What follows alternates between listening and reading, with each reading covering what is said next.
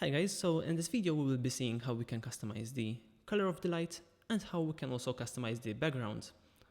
So to customize the light, it is very simple. Just go to neon glass in here, and from the diffuse color, if you scroll down in here, you can just give it any color that you would like. So I'm going to give it blue in this case and press OK.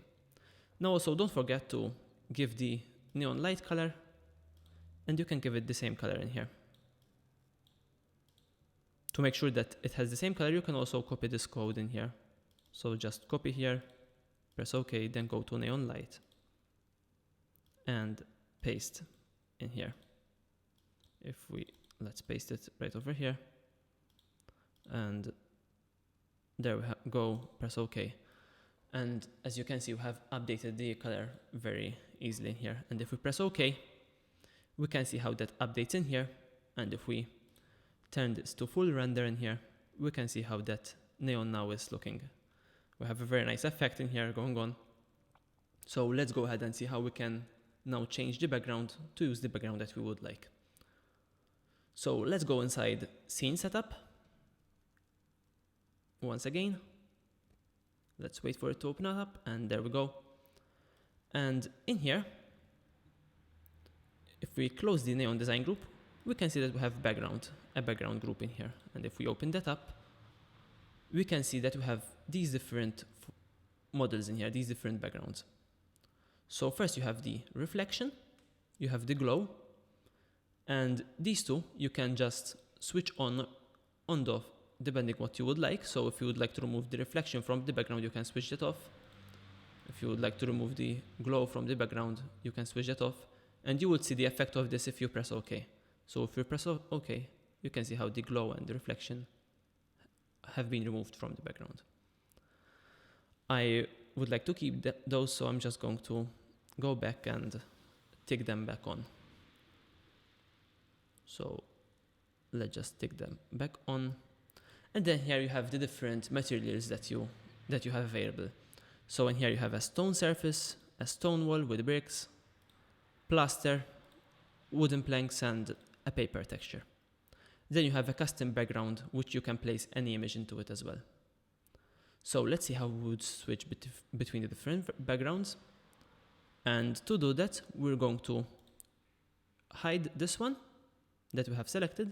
And then, for example, if we want stone surface, we're going to simply show that one. And then press OK.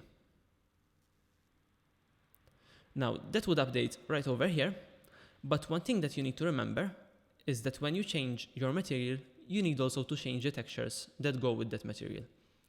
So in this case, to do that, we need to click this button in here to show all the layers.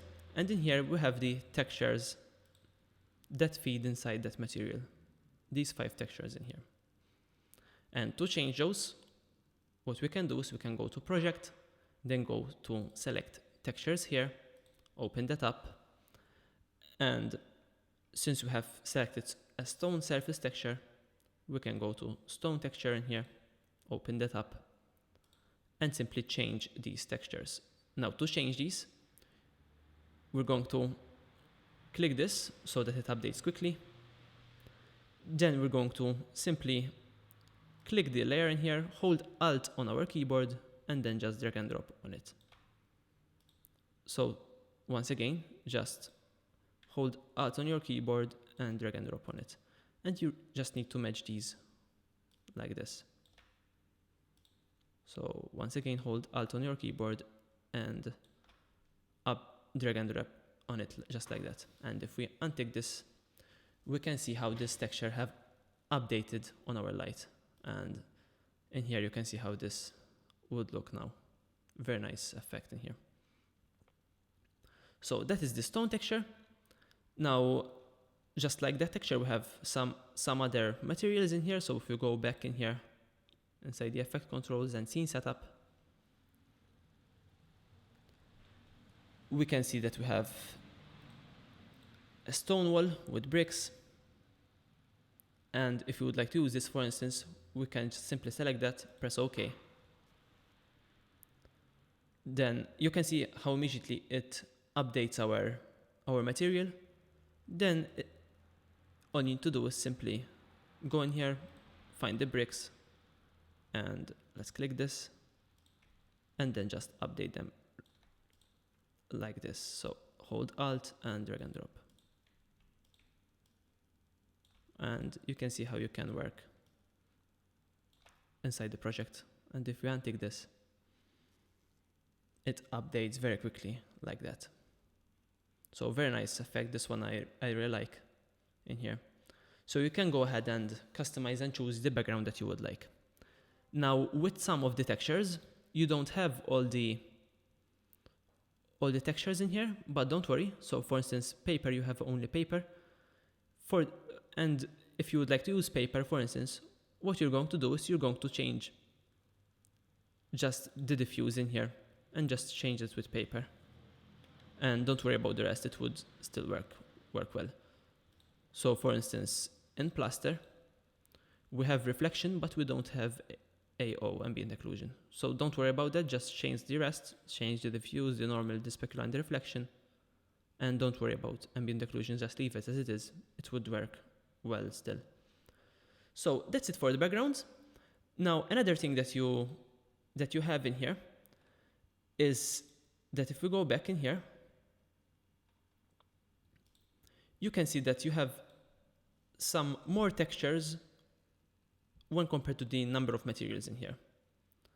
So some textures would work with the same materials. So for instance, stone surface, stone wall, the bricks would work with stone wall, and they would also work with, so if we press OK in here, they would also work with